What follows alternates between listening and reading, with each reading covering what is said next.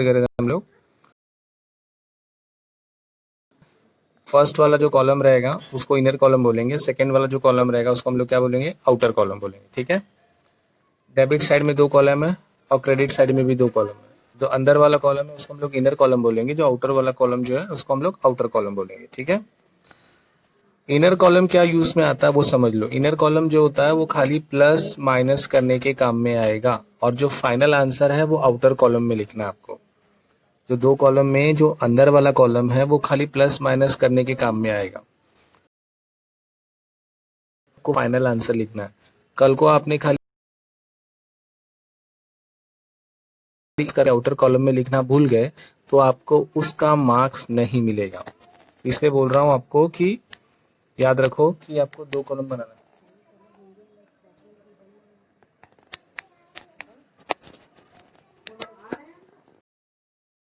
ठीक है, आगे देखो अभी। हाँ,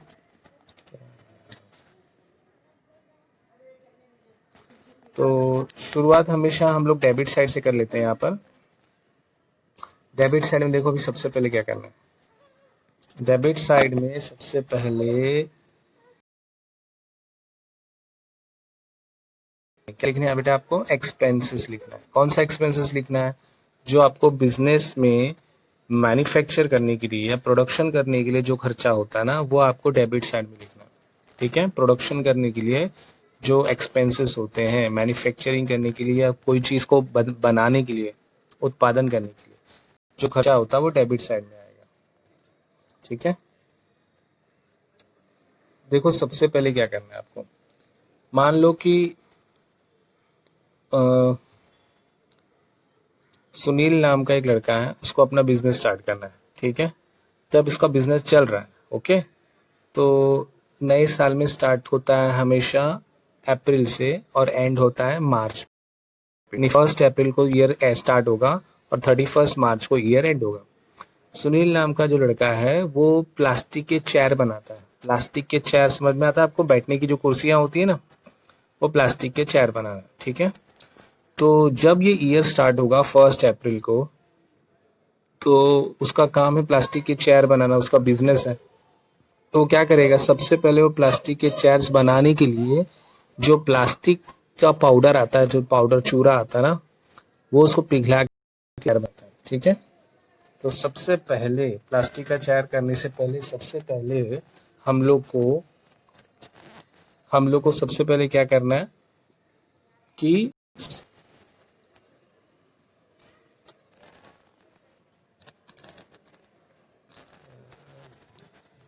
सबसे पहले हम लोग क्या करना है कि पहले का जो पड़ा हुआ रॉ मटेरियल होता है ना, पहले उसको यूज करना है। ठीक है।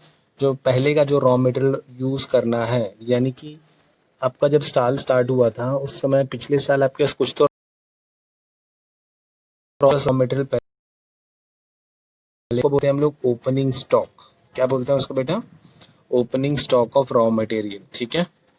तो मान लो आपके पास पहले का कुछ रॉ मटेरियल पड़ा हुआ था, आप पहले इसको यूज करोगे तो उसको हम लोग बोलेंगे opening stock of raw material. Opening stock of raw material पे पूरा साल भर का यूज तो होगा नहीं, आपको कुछ नया स्टॉक भी खरीदना ही पड़ेगा। ओपनिंग स्टॉक से आपका पूरा साल भर का खर्चा नहीं चलेगा, आपको नया मटेरियल यूज खरीदना पड़ेगा। उसको बोलते हैं परचेज ऑफ रॉ मटेरियल। क्या बोलेंगे इसको बेटा? Purchase of raw material. ठीक है। अब परचेज किया हुआ कभी कभी जो क्वालिटी का होता है ना, जो सामान होता है, जो मटेरियल होता है, रॉ मटेरियल, वो कभी कभी खराब निकल जाता है। तो खराब वाली चीज को क्या कर देंगे बताओ? वापस कर देंगे। उसको बोलेंगे रिटर्न आउटवर्ड, या फिर एक और नाम से बुलाएं परचेज रिटर्न। क्या बोले इसको बेटा? परचेज रिटर्न या रिटर्न आउटवर्ड। तो जैसे आपको इसको ना, आपको पहले इसको परचेज रिटर्न को इनर कॉलम में लिखना है। जैसे मान लो परचेज रिटर्न है, कोई भी अमाउंट ले लो, क्या 1,10,000 है। परचेज है 1,10,000 और रिटर्न है उसमें से 10,000। तो आपको करना क्या है, तो परचेज में आपको पहले इनर कॉलम में लिखना है 1,10,000, उसमें से 10,000 रिटर्न हो रहा है उसको माइनस कर देना है। ठीक है। 10,000 जो रिटर्न हो रहा है उसको माइनस कर देना है, और जो माइनस करके जो फाइनल आंसर आएगा वो क्या बनेगा बेटा? 1,00,000 रुपीज बनेगा। और वो 1,00,000 रुपीज जो आपका फाइनल आंसर है 1 लाख रुपीज आपको आउटर कॉलम में लिखना है, ठीक है। तो करना क्या है, पहले आपको टोटल परचेज लिखना है, कितना है 1,10,000, उसमें से 10,000 का रिटर्न हो गया तो वो लेस कर देना है, क्योंकि हमेशा याद रखो परचेज में से परचेज रिटर्न लेस ही होता है। और फाइनल आंसर कितना आ गया 1 लाख, वो आपको आउटर कॉलम में लिख देना है, ठीक है। तो इनर कॉलम में आपको क्या करना है, परचेज का अमाउंट लिखना है, उसके बाद इनर कॉलम में परचेज रिटर्न कर लेना है, परचेज रिटर्न का अमाउंट डाल देना है और दोनों को माइनस करके आउटर कॉलम में बाहर दिखा देना है, ठीक है। दोनों को क्लियर करके माइनस करके आउटर कॉलम में आपको नेक्स्ट दिखाना है, ठीक है। देखो मैं आपको एक एग्जांपल दे रहा था सुनील नाम के एक लड़के का। मान लो सुनील नाम का एक लड़का है, वो चेयर बना रहा है, ठीक है, ठीक है।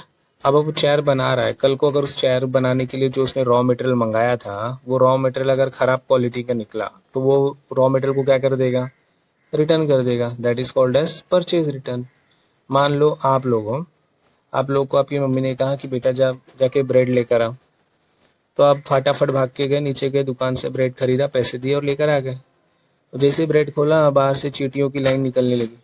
आप बताओ, चींटियों की लाइन निकल रही है, खराब वाला ब्रेड है, आप खाओगे क्या, नहीं खाओगे। आप उसको क्या कर दोगे, रिटर्न कर दोगे। अब रिटर्न करते समय ब्रेड का पैकेट जो है आपसे, आपके पास से बाहर जा रहा है, तो बाहर जा रहा है यानी कि बाहर की तरफ आउटवर्ड हो गया, इसीलिए इसका नाम क्या पड़ गया, रिटर्न आउटवर्ड। क्योंकि आपने जब खरीदा तो अंदर आया, जब आप उसको रिटर्न दे रहे हो तो बाहर जा रहा है ना, तो इसीलिए इसका नाम पड़ गया return outward. Return return outward हो गया। उसके बाद देखो आगे क्या आएगा, आगे आ रहा all expenses related to purchase of material. ये हेडिंग है, याद रखना, ये आपको लिखने की जरूरत नहीं है एग्जाम में, ये एग्जाम में आपको लिखने की जरूरत नहीं है, ये मैंने आपको समझाने के लिए लिखा है खाली। All expenses related to purchase of material, मतलब मटेरियल खरीद के लिए जितना भी खर्चा करना पड़ेगा सब आपको डेबिट साइड में लिखना है। अब मटेरियल खरीदने के लिए क्या खर्चा करना पड़ेगा, जैसे मान लो सुनील नाम का जो लड़का है उसका एक फ्रेंड रहता है जापान में, ठीक है। जापान में उसका एक फ्रेंड है जिसका नाम है चाओ म्याओ। क्या नाम है उसका बेटा, चाओ म्याओ नाम है उसका। तो चाओ म्याओ को उसने बोला कि भाई मुझे अपने प्लास्टिक के चेयर्स बनाने हैं अपने इंडिया में अच्छी क्वालिटी के, तो मुझे जापान से अच्छी क्वालिटी का प्लास्टिक का पाउडर आता है वो चाहिए, मुझे वहां से क्या कर दो, भेज दो। चाओ म्याओ ने बोला ठीक है भाई, ठीक है, मैं आपको प्लास्टिक का पाउडर सेंड कर देता हूँ। अब सेंड कर देता हूँ मतलब क्या, प्लास्टिक का पाउडर वो जापान से फेंकेगा और ये इंडिया में कैच करेगा, ऐसा है क्या, नहीं। उसके लिए क्या करना पड़ेगा, उस जापानी फ्रेंड चाओ म्याओ को प्लास्टिक का पूरा पाउडर एक बॉक्स में पैक करके उसको जहाज में, जहाज में मतलब शिप में, ठीक है ना, वो शिप में से होता हुआ धीरे धीरे करके कहाँ पे पहुंचेगा, इंडिया में पहुंचेगा और हमारा सामान हमारे पास आएगा, ठीक है। तो पहला जो खर्चा करना पड़ेगा हमें वो है फ्रेट। फ्रेट कैसे आया बेटा, फ्रेट का मतलब डाल के लेकर आना, ट्रेन में डाल के लेकर आना, या किसी भी ट्रांसपोर्ट में डाल के जब आप उसको लेकर आते हो ना, तो अपने को पहला खर्चा करना पड़ता है फ्रेट। तो बताओ मैं क्या दिया आपको, all expenses related to purchase of material, यानी मटेरियल आपको क्या क्या खर्चा करना पड़ता है वो सब इसमें आएगा। तो सबसे पहले आपको प्लास्टिक का पाउडर चाहिए था, वो भी जापान से, तो सबसे पहले यहाँ से जापान फोन किए और वहां से उसने शिप में डाला। तो शिप में डालने के बाद वो शिप प्लास्टिक का जो मटेरियल था वो इंडिया तक आया, तो उसका खर्चा किसको देना पड़ेगा, हमें, सुनील को ही देना। होने के बाद क्या, हमारे डॉक में, हमारे बंदरगाह में वो आ गया रहेगा फ्रेट रॉ मटेरियल, तो हमें डॉक में से फोन आएगा कि जल्दी आ जाओ, आपका रॉ मटेरियल आ चुका है, आपको जल्दी आना है। तो सुनील दौड़ता दौड़ता गया और वहां पे उन्होंने बोला कि भाई जल्दी जल्दी चेकिंग कर लो और मुझे मेरा रॉ मटेरियल चाहिए तो मैं ले लूंगा। तो लोग हैं वहाँ के डॉक वाले लोग हैं, उन्होंने कहा कि देखो भाई इतना जल्दी नहीं है, बाकी लोग का भी सामान आया हुआ है, सबका एक एक करके चेकिंग करेंगे। आप एक काम करो, आपका जो सामान है उस पर आप साइन करो और 4-5 दिन के लिए ये साइड में रख दो, 4-5 दिन बाद में आपका चेकिंग करके रख लेंगे, फिर आप उसको लेके जाना। ऐसा होता है, एक ही दिन में तो होता नहीं है ना पूरा काम। तो हम लोग, सुनील ने क्या बोला, अरे भैया 4 दिन तक उसको बाहर ही रख दूंगा तो ये रॉ मटेरियल पूरा खराब हो जाएगा, आप मुझे कुछ तो जगह बताओ ना जहाँ पे मैं इसको सेफ रख सकूं। उसने बोला ठीक है, वहां पे एक गोडाउन जैसा है, वहां पे आप रख दो। तो सुनील फटाफट गया उस गोडाउन के अंदर, उसने पूरा मटेरियल रख दिया। जैसे उसने उस गोडाउन के अंदर मटेरियल रखा, दरवाजे के बाहर एक वॉचमैन खड़ा है। वॉचमैन बोलता है कि क्या अंदर क्या रखा है? बोलते कि सुनील बोला मैंने रॉ मटेरियल रखा है, बाद में 4 दिन के बाद चेकिंग के बाद लेके जाऊंगा। तो वॉचमैन बोलता है कि फ्री में रखा है? पैसा लगता है पैसा। तो सुनील ने पूछा कौन सा चार्जेस ले रहे हो भाई? वॉचमैन ने कहा डॉक चार्जेस। डॉक चार्जेस किस लिए होता है कि जब भी आप कभी भी आपका सामान जो है डॉक में रखा हुआ है, तो डॉक में वो जगह यूज कर रहा है ना, सामान रखा हुआ है, तो उसके लिए फ्री में सामान नहीं रखने देंगे, उसका भी क्या लेंगे? चार्जेस लेंगे। उसने बोला ठीक है भाई डॉक चार्जेस ले लो। 4 दिन बाद जैसे उसका रॉ मटेरियल का चेकिंग हो गया, कस्टम ऑफिसर का फोन आया। बोला कि चलो आपका सामान चेक हो गया, सब ठीक ठाक है, इसमें कुछ बॉम्ब बॉम्ब नहीं है, कुछ उल्टी सीधी चीजें नहीं है, आप उसको ले जा सकते हो। तो जैसे ही ले जाने के लिए आया, तो व्हाइट शर्ट व्हाइट पैंट पहन के जो कस्टम ऑफिसर है, उन्होंने बोला भाई इतनी मेहनत से हमने चेकिंग किया है, तो ऐसे लेके जाएगा? कस्टम ड्यूटी कौन भरेगा? सुनील ने बोला अरे बाप रे, कस्टम ड्यूटी भरना है, ठीक है भर देता हूँ। चलो तीसरा खर्चा किया सुनील ने। पहला खर्चा कौन सा किया था बताओ? शिप में डाल के लेकर आया, फ्रेट। दूसरा खर्चा कौन सा किया उसने? उसको बंदरगाह में रखा, डॉक चार्जेस दिया। तीसरा खर्चा किसको किया? गवर्नमेंट बोलती है चेकिंग करने का पैसा अलग से लगेगा, कस्टम ड्यूटी भर दिया। ठीक है, अब कस्टम ड्यूटी भरने के बाद वहां पे गवर्नमेंट के कुछ अलग ऑफिसर्स भी है, बोलते भाई ये तुमने इंडिया के बाहर से मंगाया है। ठीक है, अब जो चीज इंडिया के बाहर से मंगाई जाती है वो चीजों के ऊपर आपको इम्पोर्ट ड्यूटी देना पड़ेगा, क्योंकि आप बाहर के देश को बाहर के देश से सामान खरीदे, याद रहेगा। तो आपको अलग से क्या देना पड़ेगा? इम्पोर्ट ड्यूटी, नहीं तो आप ये सामान नहीं ले जा सकते हो। सुनील ने बोला ठीक है भाई, इम्पोर्ट ड्यूटी भी मैं देने के लिए तैयार हूँ। तो अभी रॉ मटेरियल खरीदने के लिए पहले उसने फ्रेट भरा, फिर डॉक चार्जेस भरा, फिर कस्टम ऑफिसर को कस्टम ड्यूटी दे दिया, और हमारी गवर्नमेंट को उसने क्या दे दिया? इम्पोर्ट ड्यूटी दिया। इम्पोर्ट ड्यूटी देने के बाद जैसे ही उसने, बोलते ना कि भाईंदर तक उसकी गाड़ी ले जाने के लिए, वो नॉर्मली जो होते ना कि ट्रांसपोर्ट वाली गाड़ियां होती है, ट्रक होती है, उसको रुकाने लगा। बदनसीबी से कोई उसको देखकर गाड़ी नहीं रुका रहा। आखिर एक पंजाबी आदमी पापे धीरे धीरे गाड़ी चलाता हुआ उसके पास आके रोक दिया। बोलता अरे हट, मरने के लिए बीच में खड़ा है क्या? सूर्य बोलता है नहीं पाजी, मरने के लिए नहीं खड़ा हो, प्लीज प्लीज प्लीज मुझे ये जो गुड्स है, रॉ मटेरियल है, प्लीज मेरे गोडाउन तक भाईंदर तक पहुंचा दोगे क्या? अच्छा माल पहुंचाना है क्या? तो ठीक है, माल रख दे गाड़ी के पीछे और सड्डे नाल आके बैठ जा। बोलता सड्डे नाल बैठ गया, आके माल वाल रख लिया। उसने पापे को बोला पापे पहले एक बात बताऊं, आप जो भी चार्जेस लोगे, पैसा लोगे, उसका कोई नाम तो होगा, पहले बताओ उसका नाम क्या है? पापे को आया गुस्सा, बोलता है अकाउंट्स मुझसे पूछ रहा है, हाँ खुद अकाउंटेंट है और अकाउंट मुझसे पूछ रहा है। पापे ने बोला उतर नीचे। उतर गया ये बेचारा नीचे। सुनील अभी मैं तेरे पर गाड़ी चलाता हूँ, वाहिगुरु का नाम ले। पापे से ये टेंशन में आ गया, बोलता कि ये गाड़ी चढ़ा देगा क्या? भगवान का नाम लेने के चक्कर में उसने गाड़ी के ऊपर लिखा हुआ कुछ देखा, और गाड़ी के ऊपर लिखा हुआ था कैरेज, गुड्स कैरियर लिखा के। चलो लेट्स स्टार्ट नाउ। तो पापे को उसने कैरेज इन वर्ड का पैसा दिया और बोला कि भाई मेरा सामान मुझे अपने घर तक, अपने फैक्ट्री तक पहुंचा दो। उसने बोला कि ठीक है चलो फैक्ट्री तक पहुंचा देते हैं। फैक्ट्री तक कैरेज इनवर्ड का जैसे ही हम लोगों ने सामान पहुंचाया, बीच में दहीसर चेक नाका आया।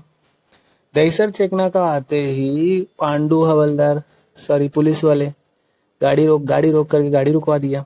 पापे ने गाड़ी रोका और ये सुनील भाई साहब नीचे उतरे। सुनील भाई साहब ने पूछा कि क्या हुआ, काय झालं? तो हवलदार ने पूछा कहाँ लेके जा रहा? बोलते भाईंदर। तो ये चेक नाका पे चेकिंग करना पड़ेगा, पैसा देना पड़ता है। बोलते कसला पैसा? पांडु ने, एक हवलदार ने एक लकड़ी लगाई पीछे, फाट करके फट से बोल दिया ऑक्ट्रॉय का पैसा। अच्छा मैं ऑक्ट्रॉय दे रहा हूँ। और गाड़ी का वजन वगैरह करके ऑक्ट्रॉय का पैसा भी उसने क्या कर दिया? पेड कर दिया। देखो अभी तक रॉ मटेरियल अभी तक आया नहीं है, रॉ मटेरियल अभी तक पहुंचा नहीं है, ये सब पैसा ही खर्च कर रहा है अभी तक रॉ मटेरियल को लाने के लिए। ठीक है, रॉ मटेरियल अब जाके दहीसर चकनाका से निकला और भाईंदर के गेट तक, उसके दरवाजे तक पहुंचा। अब वो वहां से अनलोडिंग कराएगा, लेबर लोगों से बोल के उतरवाएगा। अब देखो कुछ बार ऐसा होता है, कुछ बार में कि जो वस्तु खरीदी जा रही है ना, उसके लिए आपको रॉयल्टी का पैसा देना पड़ता है। कौन सा पैसा देना पड़ता है बेटा? रॉयल्टी का। इसीलिए यहाँ पे लिखा हुआ है रॉयल्टी ऑन परचेज। अभी रॉयल्टी कब देना पड़ता? जब आप किसी और की चीजों का यूज करते हो तो आपको रॉयल्टी का पैसा देना पड़ेगा। जब आप किसी और की चीज का यूज करते हो तो रॉयल्टी, यानी और की चीज का मतलब क्या, जिसके ऊपर किसी और का अधिकार है। फॉर एग्जाम्पल, आप कोई म्यूजिक सिंगर हो या कंपोजर हो, ठीक है, तो अगर आप किसी भी ओल्ड पुराने गाने को रिमिक्स करके नया बनाते हो तो ऑब्वियसली, तो जिसका आपको कॉपीराइट का अधिकार लेना पड़ेगा, रॉयल्टी का पैसा देना पड़ेगा, तब जाके ये बनेगा। अब जैसे महेंद्र सिंह धोनी का एक फिल्म आया था, ठीक है, अब वो फिल्म के लिए धोनी को अच्छा खासा रॉयल्टी का पैसा मिला होगा, ठीक है, तभी जाके उसने अपनी पूरी कहानी डायरेक्टर को बताई होगी, प्रोड्यूसर ने इन्वेस्ट किया रहेगा और स्टार्ट हुआ रहेगा। तो बिना रॉयल्टी का पैसा दिए आप काम चालू नहीं कर सकते। उसी तरह अगर मान लो कि मैं कोई मोबाइल फोन का कॉपी बना रहा हूँ, सैमसंग जैसा ही फोन बनाना चाहता हूँ, तो सैमसंग कंपनी क्या बोलेगी, मुझे रॉयल्टी का पैसा दो, तब जाके आप इसको क्या कर सकते हो, शुरू कर सकते हो। यानी इसके बिना आपका रॉ मटेरियल लेके भी कोई मतलब नहीं है, ठीक है। तो रॉयल्टी कब देना पड़ता है, जब आप किसी और की चीज का यूज कर रहे हो तो उसका अधिकार होता है उसके ऊपर, तो पहले उसको रॉयल्टी का पैसा दो, तब जाके वो यूज करने मिलेगा।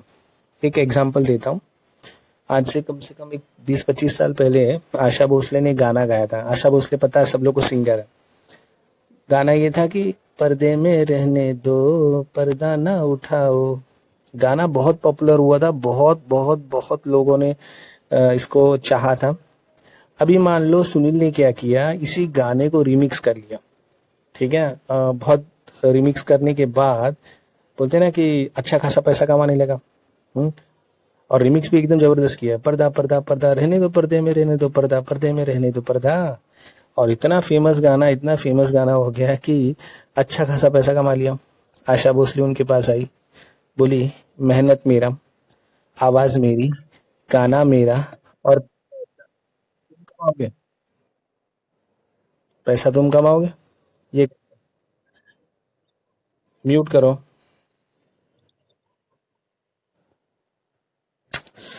म्यूट करो।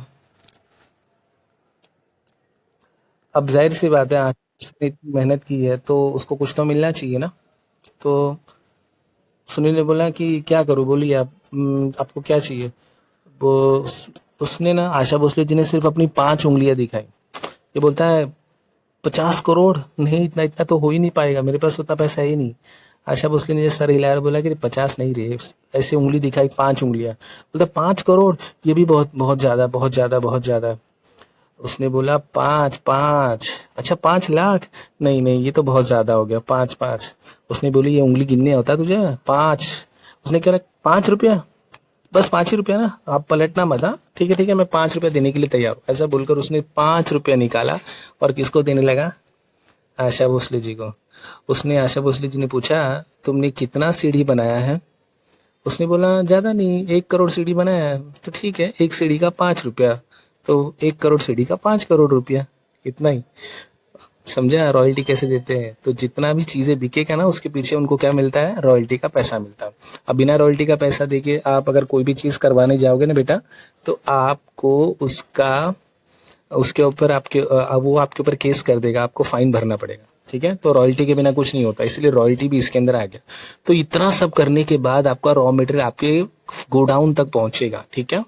अब आगे देखो क्या हुआ उसके बाद।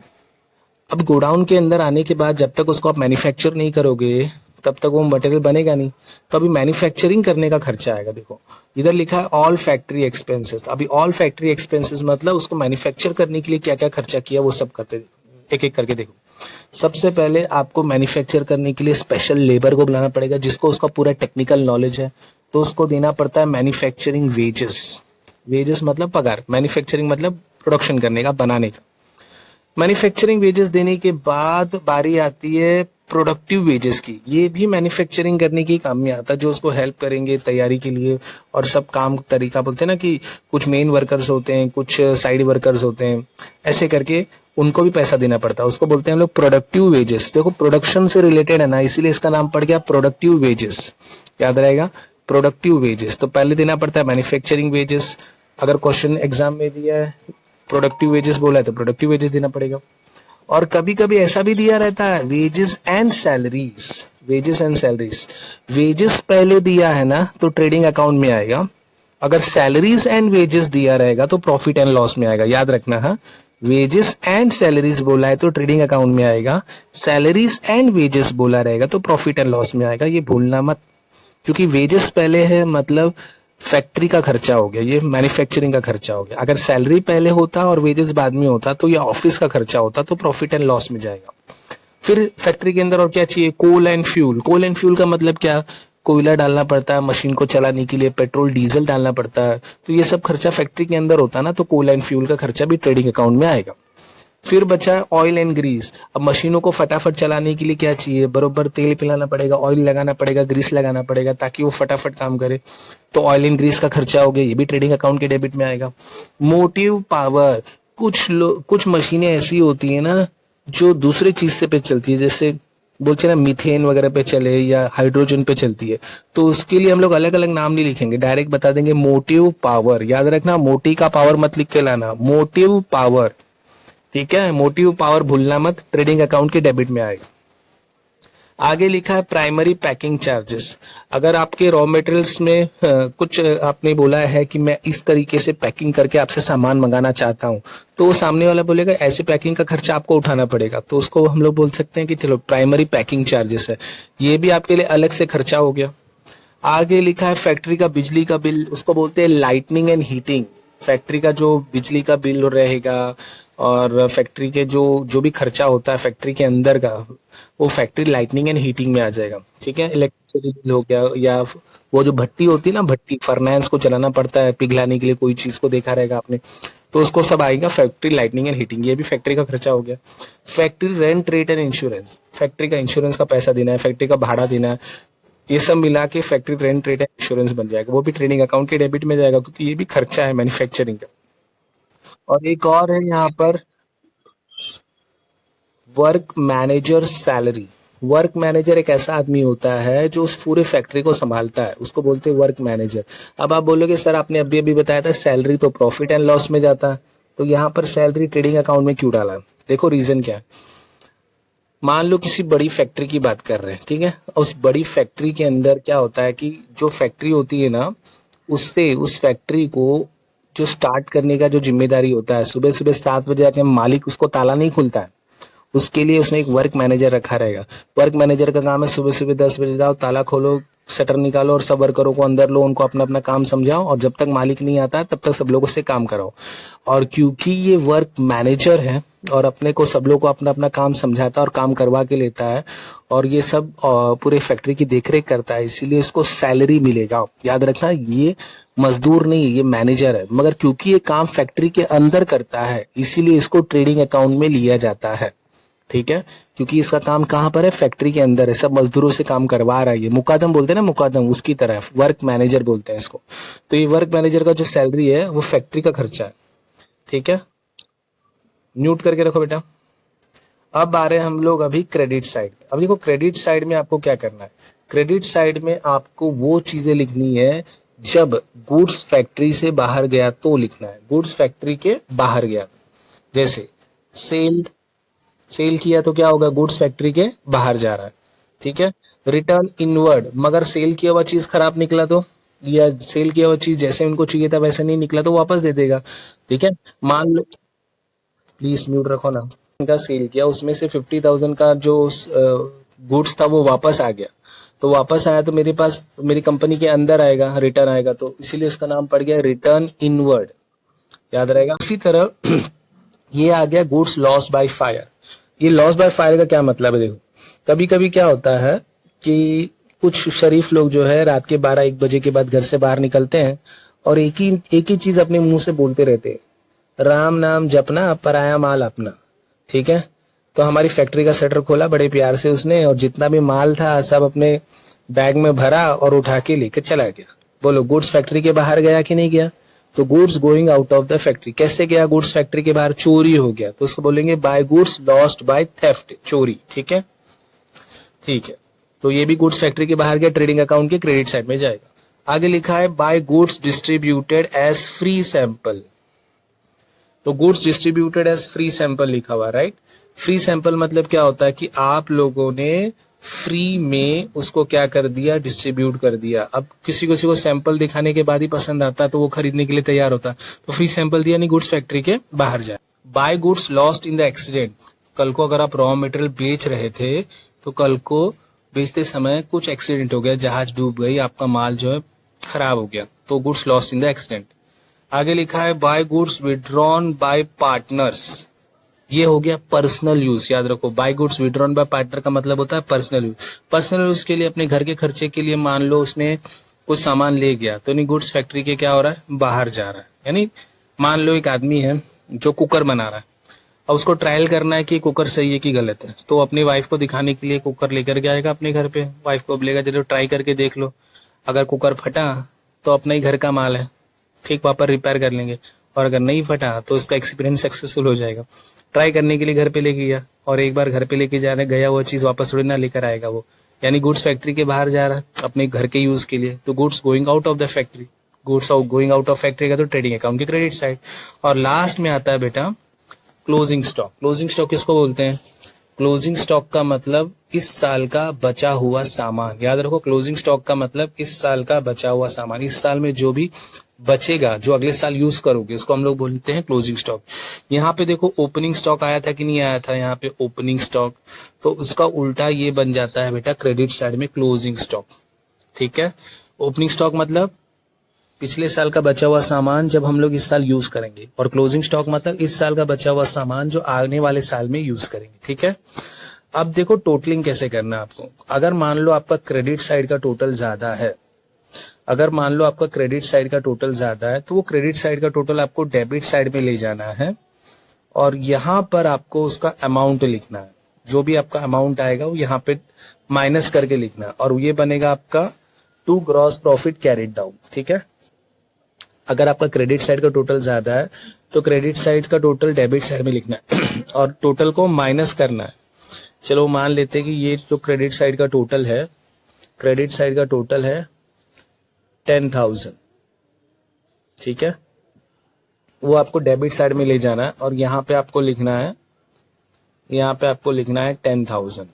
ठीक है, 10,000 में से अब ये ऊपर जितना भी है ना सब टोटल करो आप।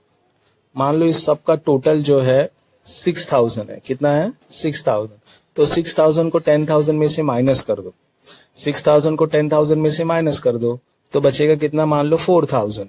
तो ये 4,000 आपका आंसर बनेगा, and this is called as 4,000 क्या बन जाएगा? आपका ग्रॉस प्रॉफिट बनेगा। ठीक है, 4,000 आपका क्या बन जाएगा? Gross profit. चलो एक दूसरा कंडीशन देखते हैं। अगर आपका क्रेडिट साइड का टोटल ज्यादा नहीं है, अगर आपका डेबिट साइड का टोटल ज्यादा है, तो क्या करोगे? पहले आपको बताया मैंने क्रेडिट साइड का टोटल ज्यादा था, तो डेबिट साइड का अगर टोटल ज्यादा है, और अगर डेबिट साइड का टोटल है, मान लेते हैं डेबिट साइड का टोटल है 8,000। ठीक है, डेबिट साइड का टोटल है 8,000। ये डेबिट साइड का टोटल आपको ले जाना है क्रेडिट साइड में, और यहाँ पे भी आपको कितना लिखना है बेटा? यहाँ पे भी आपको लिखना है 8,000। ठीक है, अब आपको क्या करना है? ऊपर जितना भी टोटल आया था, मान लो ये इसका पूरा टोटल जो है वो है 5,000। ठीक है, 5,000। तो ये 5,000 को आपको करना क्या है? 8,000 में से माइनस कर देना है, तो बचेगा कितना? 3,000, और ये 3,000 यहाँ पे लिख देना है, और ये 3,000 आपका क्या बनेगा? Gross loss. तो यहाँ पे ग्रॉस प्रॉफिट था, क्रेडिट साइड का टोटल ज्यादा था, तो आप डेबिट में लेके आ गए और ग्रॉस प्रॉफिट मिला। और अगर डेबिट साइड का टोटल ज्यादा है तो आप उसको क्रेडिट में ले जाओगे और माइनस कर दोगे, तो आपको क्या मिलेगा बेटा? Gross loss. तो याद रखो, क्रेडिट साइड का टोटल ज्यादा है तो आपको डेबिट साइड में ग्रॉस प्रॉफिट मिलेगा, और अगर डेबिट साइड का टोटल ज्यादा है तो आपको क्रेडिट साइड में ग्रॉस लॉस मिलेगा। तो ये मेन चीज है। ठीक है, अभी हम लोग क्या करेंगे पता? इससे रिलेटेड हम लोग कुछ अभी क्वेश्चन समस करने वाले हैं, खाली ट्रेडिंग अकाउंट वाला सम। ठीक है, और एक बार ये सम्स आपको करने आ जाएगा तो उसके बाद हम लोग आगे जो प्रॉफिट और लॉस अकाउंट है, कैपिटल अकाउंट और बैलेंस शीट के अलग एक एक सम्स करेंगे। ठीक है बेटा, तो ये क्वेश्चंस आपको पहले कॉपी करना है ट्राई करने के लिए। ये क्वेश्चन जो है आपको कॉपी करना है। ओपनिंग स्टॉक 65,000, ये कहाँ जाएगा? डेबिट साइड में। सेल्स 2,85,500, ये कहाँ जाएगा? क्रेडिट साइड में। परचेजेस 1,48,000 कहाँ जाएगा? डेबिट साइड में। परचेज रिटर्न 4,000, ये परचेज में से लेस होगा, मगर ये भी कहाँ जाएगा? डेबिट साइड में। रॉयल्टीज ट्रेडिंग अकाउंट के डेबिट साइड। सेल्स रिटर्न क्या करना है आपको, सेल्स रिटर्न सेल्स में से क्या कर देना है, लेस कर देना है। ये क्रेडिट साइड में जाएगा, भूलना मत। सेल्स रिटर्न को सेल्स में से क्या कर देना है बेटा, लेस कर देना है, ठीक है, ये क्रेडिट साइड में जाएगा। Wages and